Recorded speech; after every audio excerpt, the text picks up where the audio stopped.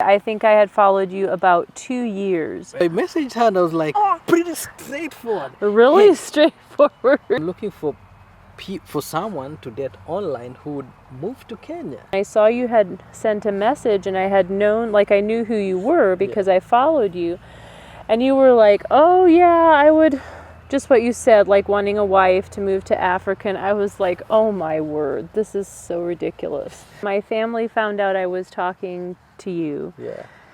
And there was a lot of concern and a lot of pushback. How do I know you don't have 10 wives because you're from Kenya? His brother came and they wanted to meet everybody, including the secretary, the cook. Yeah, I and just remember the feeling of walking into that office and being told to wait out on that little balcony yeah. with my brother till you were finished doing something and you came. Like, I will just never forget how that felt. And you almost fell from the Well, I had this motorcycle. enormous backpack that I had lugged through Spain, which was a bad idea. And so when I was trying to get onto the back of this little motorcycle, outside the law firm. yeah, outside the law firm, like this huge backpack, like I was almost toppled over into the flower bed. I was so mortified. My greatest fear was like the unruly conductors would like, mishandle you guys and pack us in and squeeze us. But what happened is the conductor was actually really nice. He like the three. Well, he gave us like the seat. front seat. Okay, and we sat on the front seat. And you know how many people sit on the front seat? 5 or 6. People are squeezed in there. Remember, like, I remember your brother looked behind and he was counting 1, 2, 3. I think there were like 22 or 20, something. 21. 21. My name is Marcellus, my son's name is Dos, and my wife's name is Charity. This is kind of like a very special video. We're going to tell you about how we met. Thank you for agreeing to make this video. Yes. Just so you know, guys, she took a lot of convincing so that she could agree to have the camera in front of her and show our life. Where should we start? Well, looking at your shirt brings back a lot of memories about when we were dating, and Exactly. I bought that for you in Guatemala and came to see you then. So For the old time's sake. for old time's sake, I can hardly fit in it right you can now. hardly fit in it. I guess we've been eating well, haven't we? Yeah, exactly. So I think I should start from my very young self, how I came in contact with white people and how I developed a preference for white people. Not saying that white women are better than black women, because I've dated black women before, but still I went and made a choice of dating you and getting married to you, right? Mm-hmm. So, did. Let's start with where we lived, right? Yeah. At a very young age. And that would be at a very small town called Kitale in the western part of Kenya. So we lived in a small village called Shimolatewa, and right next to Shimolatewa was a suburb called Milimani. Okay, and the Milimani used to be like a place where the remnants, where the white settlers settled in that region. And we still had the remnants of white settlers in that town, like the 4th generation of white settlers, if I got it right. And so what happens is, when we were young, we used to have cattle, and we used to take the cattle from Shimolatewa to Milimani to graze them every morning and return them every evening. And the reason being that at Milimani there was a school called Milimani Primary School, which was developed by the white settlers again. And it wasn't where they lacked funding, and so what they did, my mom used to teach in that school, and the field was so big, but the grass was getting out of hand. So the principal allowed my mom to graze the cattle there. So every now and again, and for some reason we used to spend time at home a lot. Despite, we used to miss school a lot. Oh, really? Coming to think of it right now, and every weekends too, we'd go herd the cows. So in the process of walking through Milimani, or walking through the suburbs, that was the only way to get to the primary school. I we used to see the nice manicured lawns of the white people, the remnants of the settlers. So the settlers were the colonial, the British people who came to settle in Africa during the colonization of Kenya, and that was the first time I came in contact with the white With people. white people. I mean, and when you see, I just liked the manicured lawns and everything associated with white people because they seemed the standards of living was different, the class was different from a small naive boy. So one day I'm gonna marry a white person, right? Anyway, but what led to I believe I had a preference for white women from a very young age. But what led to that?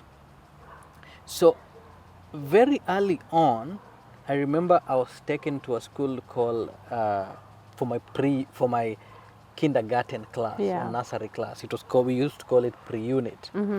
And I don't know how my parents afforded that because my dad was a policeman, my mom was a teacher, but still we were poor for some reason.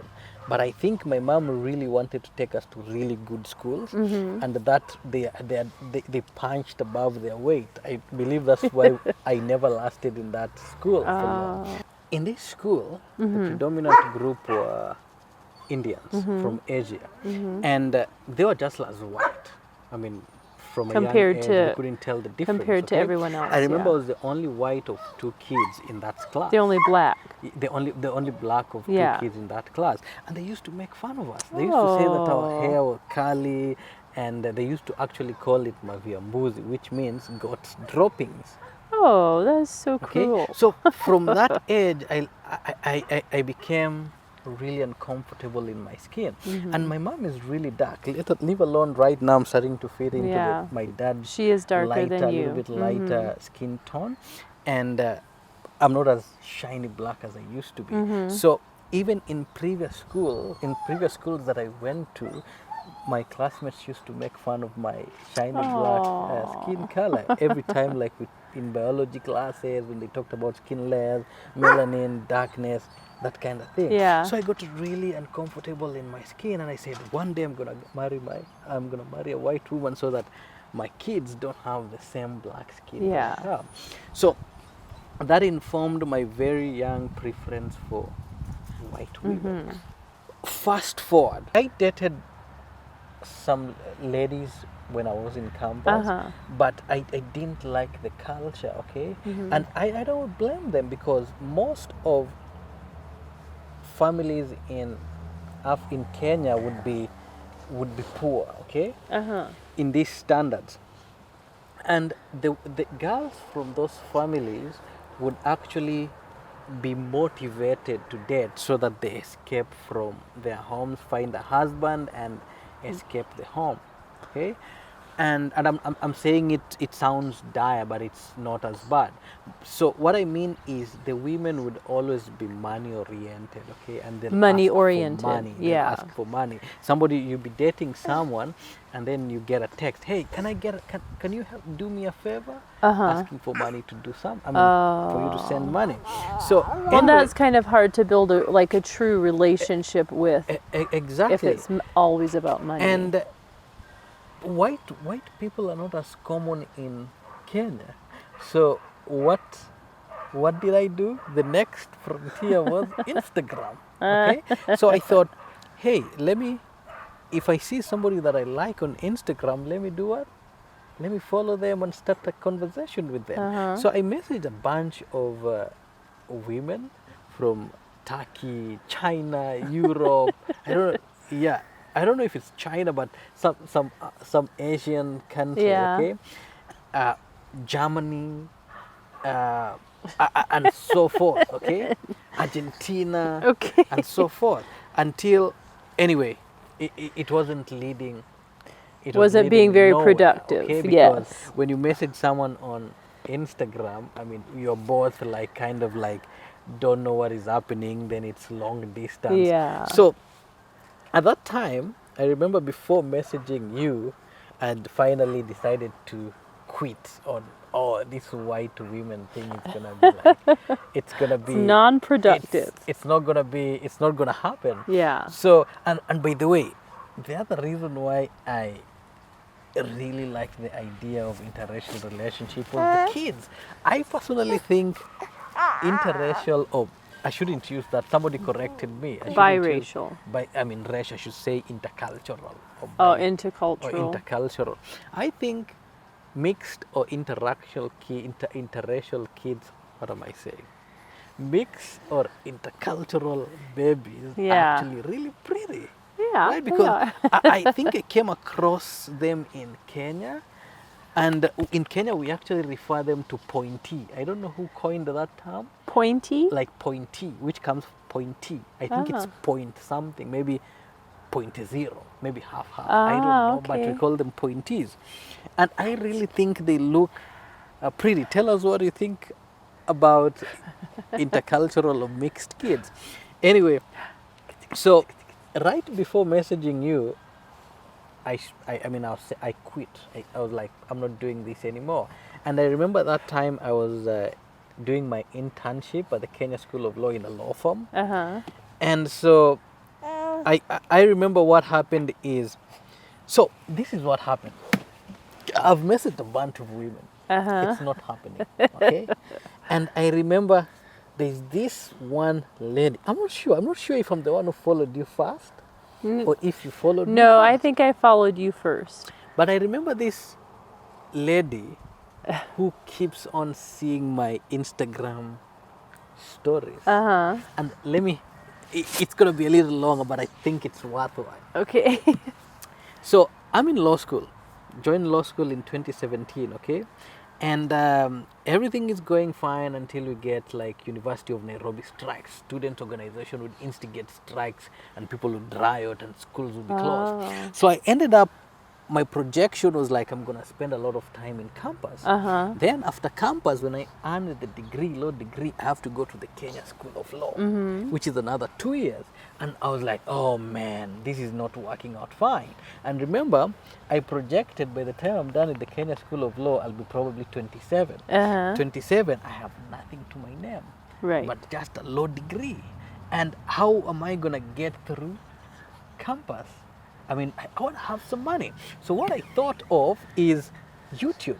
And at that time, I believe in my third year, I started seeing people like an African creator called Wodemaya. Uh-huh. People traveling the world. Oops, he's eating it. Oops, let go of this. Okay, where were we? Yummy.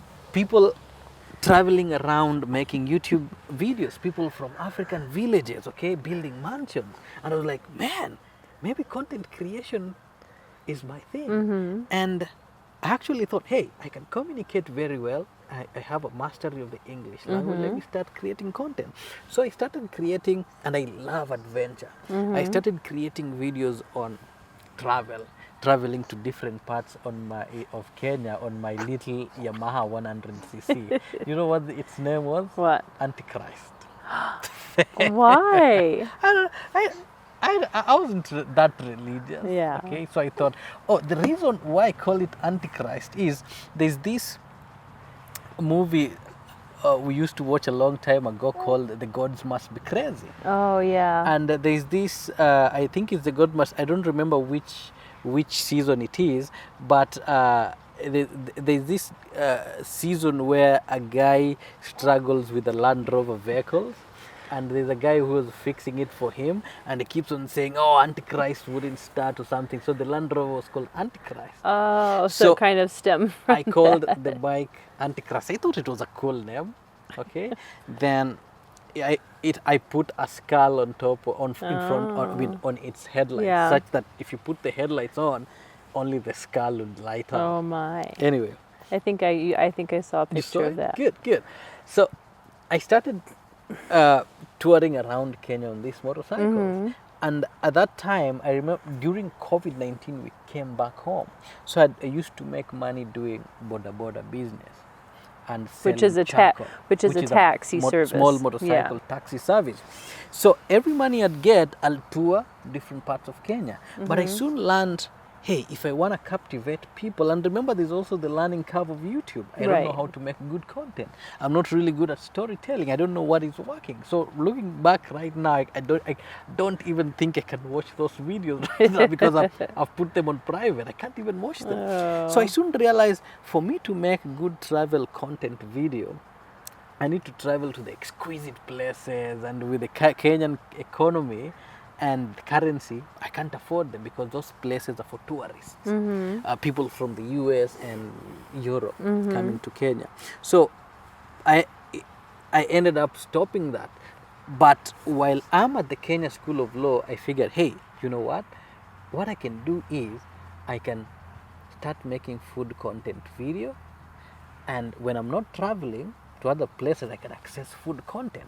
So I started making food content, and I think that is what you liked on Instagram. Which was a double benefit for you. Got to eat good food and make videos. And travel, that's what I Yes. thought. And Yeah. then my thought was when I saw that, I think you came up as through the algorithm or whatever through some other people I had friended that we both follow. that we both followed randomly, and I yeah. saw your videos and I was like, oh, well, that's kind of cool that you're like doing other things rather than just like settling down to be poor, which Yeah. I mean, I know that was probably not like the best way to look at it because I've never been to Kenya or Yeah, whatever, but yeah. that was my thought, and I was like, oh, well, that's kind of neat, and I really like food and cooking, so I was like, Yeah. well, why not just follow him? So wasn't a lot of premeditated like, oh, I'm stalking you or something. Yeah. Anyway, I wouldn't fault you because the videos I was making were really, really good. I spent a lot of money making those videos. Anyway, Yeah. a long story for another video. So I also think that helped me because you could actually tell he's a real person. He's not a Nigerian scammer. Or For that. me, yes, because I think I had followed you about 2 years Right, before exactly. things moved in a different direction. And so I knew that you were a person because I saw your content. I had seen I think maybe I saw a picture of some of your family maybe on one of them. So I knew you weren't just like a pretend someone. Yeah, and so what happened is I remembered, hey, wait, there's this white lady that usually watches my stories. So what I should do, I should just message her. Yeah. So I messaged her and I was like, pretty straightforward. Really Hey, straightforward. you know what? I'm looking for someone to date online who would move to Kenya, right? And I remember at first you did not. You're like, oh, maybe just be friends. What are you thinking? Well, I had a really bad experience on Instagram just like maybe 6 months before that, and it was a scammer.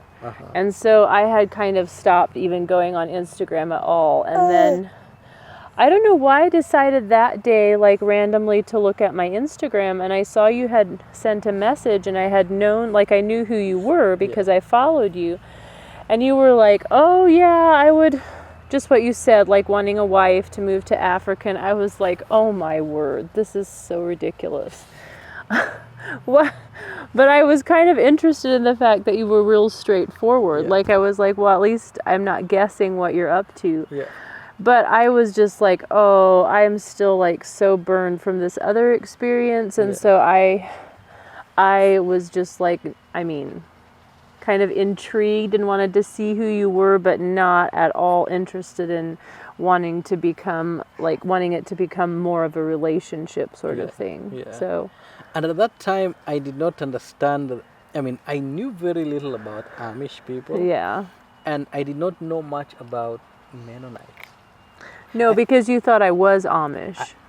I thought you were Amish because, and how did I know Amish? From YouTube. I mean, they Yeah. just started like at least from the algorithm that was feeding me the video, I was seeing Amish people on YouTube. So I did not know much about them. So I thought you were Amish, and I did not know. I mean, when we were, it slowly morphed into like, and then the time would fit well because the time I was waking up and transiting to go in the morning hours to go to work at the law firm was the time you are coming off work from the hospital. Right, and I think that, how did that start? I think that like maybe the second day, well, like I answered you, then you kept asking me things and I would answer you. Then like the second day you were like, oh, that we should FaceTime or face call or something. Yeah, and I remember what was going through the back of my head is not, I mean, often I'll get people messaging through Instagram, Yeah. and they'll kind of like talk to you. Then, I mean, before you knew it, they'd start talking about DHL, send me money, I have a gift for you. Right. So I knew about scammers, and some people actually. I remember there was a time when somebody wanted to hijack my Instagram when it only had 3,000 Oh. followers. I don't know for what reason. So I really wanted to make sure you are a real person, because you were really nice to me. I mean, you were straightforward. You said maybe we could be friends, and I liked your response anyway. Yeah. So I thought, yeah, this deal is too good to be true. Let's call so that I actually see you and not waste any more. Right. Because I was so fed up. I remember, I think I messaged 2 or 3 more people before, saying this is the last Yeah. one. And I was like, oh, this lady, I know this lady from my story. Let me message her. But anyway, so the time fit well. Every morning as I go to work, I'd call you and you'd be coming off work. Yeah. From then things developed, and you decided to come. Well, we ended up actually talking every day. Every single day, and I liked it because I wasn't initiating the conversation as always. That's how I knew, like, oh man, I'm working too hard. Sometimes you'd check. After some time, well, it has to it be kind of became back and healthy. forth, like you and then me. Like we both were putting in an effort, I think. Exactly. Then you decided to come to. Well, so then Kenya. the thing is, from my end of things, Yeah. like my family found out I was talking to you, Yeah. and there was a lot of concern and a lot of pushback that how do I know who you are, and Yeah. like how do I know you don't have 10 wives because you're from Kenya. Yeah. And all valid concerns, because I understood, like they hadn't been talking to you, they didn't really know anything about you, and so I could understand their concern. Yeah. But there was a lot of there was quite a bit of pushback, a resistance, I guess I should say. Yeah. And so some of my family had planned to go to Spain to do that 100-mile walk. Yeah. And so then I said, well, I want to go see you after that. And my mom just didn't think that was a good idea unless I took my oldest brother along. Yeah. And so I asked him, and he's not married. He agreed to go with me. And so after our trek in Spain, we headed off for Kenya and had some hardships getting there because we didn't realize we had to have visas. And so we were ready to board in Switzerland to go to Kenya, and they were like, well, no, you can't board, you don't have visas. And I didn't know what to do because we had only planned to be in Kenya 3 days, and so if we didn't get going, we wouldn't have even been there long enough to see you and your family.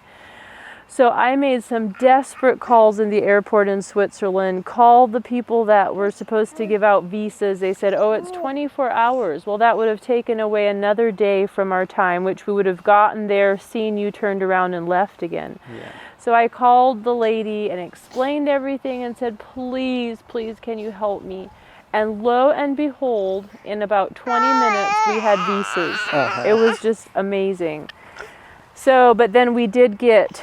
that did delay our trip. So instead of getting there like in the morning, early in the morning, we got there late at night, got a taxi and went all the way up to close to the town that you were working in. Yes.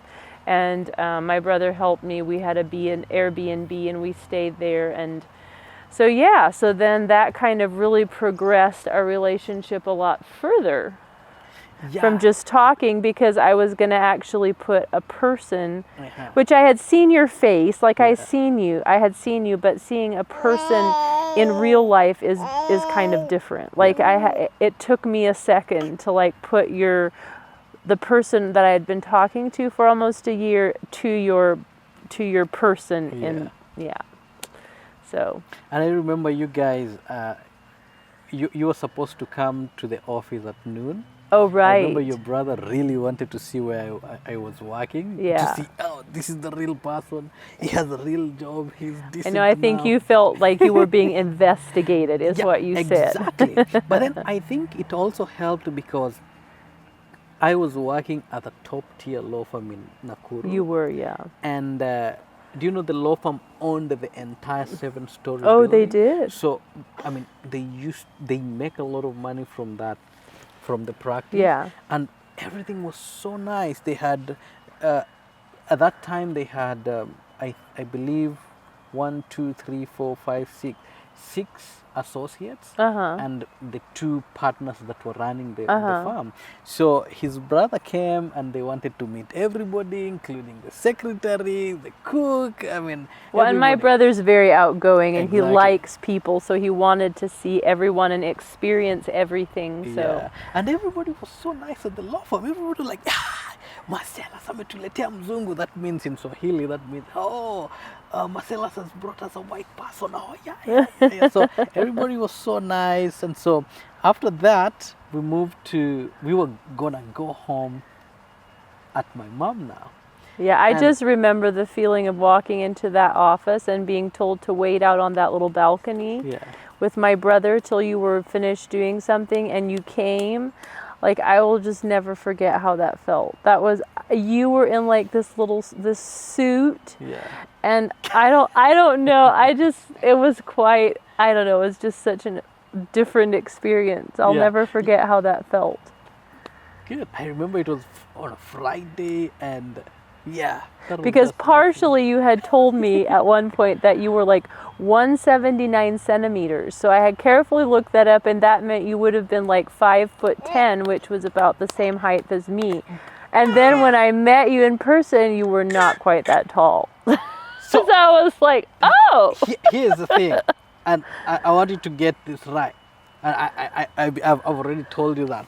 I did not take any keen interest of my height until I tried to join the military as a cadet. And where was that? And they took a measurement of me and wrote down 170. Was it 179 or 179? I can't fully remember. So I told you that, and from that it came to, I remember also putting it on Google and it came to 5'10" inches. Yeah, But then later on, I'm 5'8". Yeah. Okay? So I don't know, maybe the military guys were just doing estimates or something. Anyway, it's not further away. It's fine. It does. I don't even think about it. But that is like one perspective of when I met you. But I was like, oh, okay.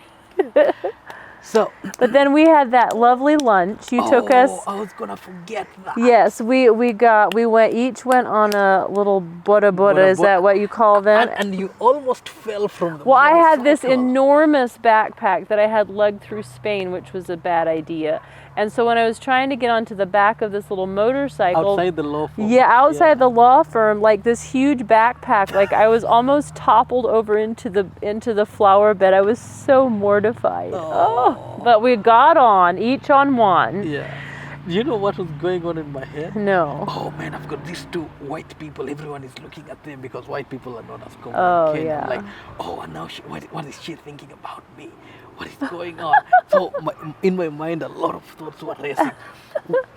Where is the nicest restaurant? I never used to eat in restaurants. Well, I think you even asked the secretary. The secretary recommended that restaurant.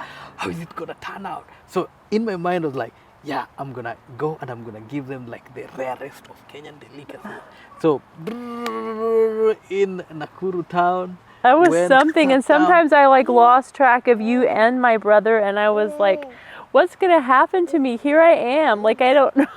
And I could tell your brother was a little bit serious because it was like, no, who is this dude? Like a little protective. Yeah, he But then was. once we sat in that restaurant and I ordered the food, I remember I started asking about the tribes in Kenya, and I think he was surprised I've had such a good He mastery did. of the Yeah. tribes, the groups, the subgroups where they're located, and I felt he opened up because He I did. mean, knowing him now, he really likes people who are smart because I think he's Well, or smart. just who are aware of their surroundings and are Exactly. interested in their culture and are able to like tell. Exactly. Then after that, I remember he was writing everything He I was did. saying. And He even had you write down things. exactly. And the most interesting part of it was I did not ride the motorcycle then to go to the law firm because I used to ride it almost sometimes every morning, Oh yeah. and because it was cheaper Yeah. for me. And I did not ride it that day because I knew you guys were coming and I can't put you the two of you Right. and with the luggage. So the only means of transport that I had, and I did not want to hire it, it would have been extremely expensive. Oh, we were very happy a to go on vehicle. public And transport. I don't know. I thought it would be nice if I just show you what my life is. Yeah, So no, it I- was great. We walked to the Matatu station. I mean, along the road in Nakuru, and then I actually, my greatest fear was like the unruly conductors would like, mishandle you guys and pack us in and squeeze Yeah. us. But what happened is the conductor was actually really nice. He like the three. Well, he gave us front like the seat- front seats. Well, okay, and we sat on the front seat. And you know how many people sit on the front seat? 5 or 6. People are squeezed Yeah. in there. Remember, like, I remember your brother looked behind and he was counting 1, 2, 3. I think enough there for were 10 like seater, but 22 or 20 something. 21. 21. 21. And they did In a not little tiny squeeze us. minivan. They did not squeeze us on the front 3 Yeah, seats. no, they didn't. And I think I appreciated that. So we arrived and The one thing about that trip was I really wanted to sit beside you, and my brother was very protective. So it was me, and then he quickly got in, and then it was you. And I kept looking at you because I was just like so in, like, I can't believe I'm in Kenya. I can't believe I'm seeing this person who I've been talking to. So I kept Yeah. looking at you, and later you were like, "Why were you looking at me like that?" You were like creeping me out. yeah, I mean, in my mind, I was like, why is she looking at me that way? And you know, your eyes a little bit, it's a little bit lighter. It's Yeah. brown, but it's a little Yeah. bit lighter. So like, I could see I could see your cornea, I could see your iris, and I'm like, what's going on in my head? I was like, am I a disappointment? Does she not like me? So that was it. And you guys arrived home, met my mom. My mom was so excited. to Oh, meet she was you. so My lovely. dad was there. Yeah. And I think what happened is your brother and you guys finally found out, hey, this is a young, hardworking guy. He's not. Well, and you had a family, you were a legitimate person, you weren't like looking to, and I mean the whole time your vibe was not that you were just desperately trying to get to the US. That No, was never no. in the picture. In fact, I had a nice career in front of me, and It actually from kind of set from you the back very coming beginning, here, was I like, know. Hey, let's date, and I'm looking for someone to move to Kenya. But for your family, your church, you said that was the reason you don't want to move to Kenya. You Well, don't wanna and a huge be part was away my from mom. them. My mom is older and I didn't want to be far away from her, Yeah. so. So I had to actually think of you and later on learned about Mennonites, and I liked you as a person. I mean, Yeah. the experience was just so special. So what I did, I just had to forfeit my legal career. And, Well, I mean, which was a pretty huge sacrifice for you to do that. and do you know what? I believe if things didn't go very well, we would have struggled. And you know, the secretary told us about the visa. I did not know anything about Oh, about the K1 American visa? visa. Yeah. The only thing I knew about was green cards, and the green card that I had in mind was, which is open for Kenyans, was the lottery DV lottery. That was the Ah. name. Where I think I even applied. I mean, I tried applying it at once, but then it's free. And that is the only green card that but that was far away when I was frustrated after I was rigged out of military I cadet. see. I mean, joining the military as a cadet. Yeah. So the secretary at the law firm, her name is Lydia, was like, hey, you know what? There's this thing called the 90-day fiancé. Where like you have you apply and everything, and in 1 year you'll be like, my friends were like, oh, forget about it, it'll take you 4 years. And I'm like, oh. Well, I know. So we were kind of like, we really liked each other. Let's just put it that way. We hit it off really good, I think, on that trip. And we had kind of decided we want to proceed further than that, and decided that the best route would be for you to come here.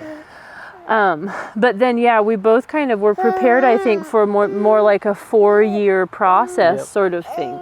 So then after we were there, we came to your house Friday evening, we're there Saturday, and then we all went to church on Sunday, and then we left again. No, we stayed at the Airbnb Sunday night, and you went to work, and we left for the airport. I remember leaving you that morning. You gave me a shell that you picked in Spain. I did. And you had another piece of it, right? Yeah, I had the other half You of also it. gave me a Bible. I did. And like the Bible smells so your perfume. And I was like, oh man. That was actually really hard. Like, I was sad to leave you.